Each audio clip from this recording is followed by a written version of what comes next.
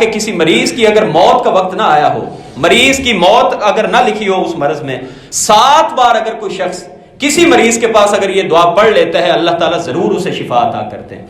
7 بار جو آدمی یہ دعا پڑھتا ہے، اسأل اللہ العظیم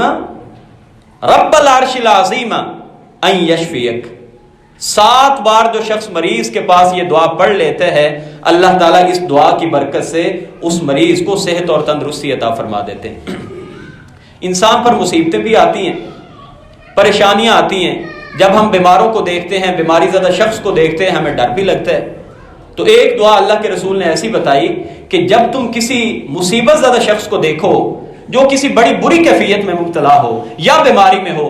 تو جو شخص اس کو دیکھ کے یہ دعا پڑھ لیتا ہے، اللہ تعالیٰ زندگی بھر اس آدمی کو اس بیماری سے محفوظ کر دیتے ہیں۔ مگر ہمارا المیہ پتہ کیا ہے؟ ہم ان کے اوپر الٹا جملے کستے ہیں،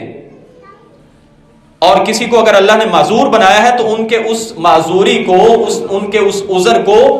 ہم ٹھٹھا اور مذاق بنا لیتے ہیں، تمسخر اڑاتے ہیں، ان کی نقلیں اتارتے ہیں۔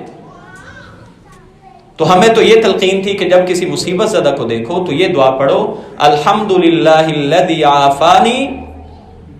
مما ابتلاک بہ وفضلنی علی کثیر ممن خلق تفضیلا، کہ سب تعریفیں اس ذات کے لیے ہیں جس نے مجھے اس بیماری سے، اس مصیبت سے عافیت میں رکھا، اور مجھے اللہ تعالیٰ نے مخلوق کی کثرت پر فضیلت عطا کی، صحت مند اور تندرستی عطا کرتی۔ یہ تندرستی کا بھی سوال ہمیں کرنا چاہیے۔ اللہ کے رسول صلی اللہ علیہ وآلہ وسلم کے چچا حضرت عباس رضی اللہ تعالیٰ عنہ جب اللہ کے رسول کے پاس آئے نا، تو انہوں نے کہا، اے اللہ کے رسول، مجھے کوئی ایک آدھی دعا بتا دیں، دعائیں تو بڑی ہیں، کوئی ایک جامع دعا بتائیں۔ تو اللہ کے رسول نے ان سے فرمایا تھا، صلی اللہ العافیت فی الدنیا والآخرہ، کہ اے چچا جان عباس، آپ اللہ تعالیٰ سے دنیا اور آخرت کی عافیت کا سوال کیا کریں۔ ایمان کے بعد صحت، تندرستی اور عافیت مل جانا یہ اللہ کی بہت بڑی عنایت ہے۔ چند دن گزرے، وہ پھر آئے، کہنے لگے اللہ کے رسول کوئی اور دعا بتائیں۔ آپ نے پھر فرمایا کہ چچا صلی اللہ العافیت فی الدنیا والآخرہ، اللہ تعالیٰ سے دنیا اور آخرت میں ہر طرح کی عافیت کا سوال کیا کریں۔ اور اللہ کے رسول اپنی دعاؤں میں جو دعائیں شامل رکھتے تھے ان میں سے ایک دعا یہ بھی تھی، اللہم عافنی فی بدنی۔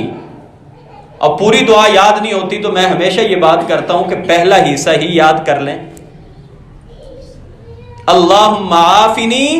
فی بدنی، اللہ میرے بدن کو عافیت میں رکھنا،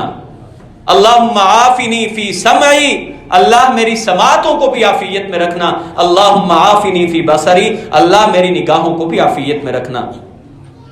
تو ہمیں عافیت بھی مانگتے رہنا چاہیے۔ تو اللہ کے پیارے پیغمبر علیہ الصلوۃ والسلام نے فرمایا کہ جب کوئی شخص مصیبت زدہ شخص کو دیکھ کے یہ دعا پڑھ لیتے ہیں، الحمدللہ الذی عافانی مما ابتلاک بہ وفضلنی علی کثیر ممن خلق تفضیلا، اللہ تعالیٰ اس آدمی کو اس بیماری سے اور اس تکلیف سے ہمیشہ کے لیے محفوظ کر دیتے ہیں۔ ایک اور بھی ہمارا مسئلہ ہے کہ لوگ جو ہے نا، وہ جو شر یا حاسدین ہوتے ہیں ان سے ہم بچنا بھی چاہتے ہیں، جیسے میں نے ابھی حدیث مبارکہ بیان کی سہل بن حنیف رضی اللہ عنہ کی، کہ ان کو ایک صحابی کی نظر لگ گئی۔ تو یہ بھی ہوتا ہے جی، لوگوں کی نظر ہمیں بڑی لگ جاتی ہے۔ تو اللہ کے رسول صلی اللہ علیہ وسلم نے جو دعا ہمیں سکھائی ہے، اور یہی وہ دعا ہے کہ جو سیدنا ابراہیم علیہ السلام اپنے بیٹوں اسماعیل اور اسحاق پر پڑھا کرتے تھے اور ان کو دم کیا کرتے تھے، اور یہی وہ دعا ہے کہ جو اللہ کے پیارے رسول صلی اللہ علیہ وسلم اپنے نواسوں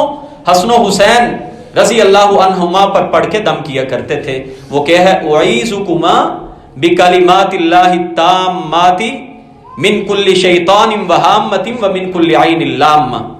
اور اگر ہم اپنے لیے پڑھیں، کسی پر دم نہ کریں، تو پھر کیا پڑھیں گے، اعوذ بکلمات اللہ التامات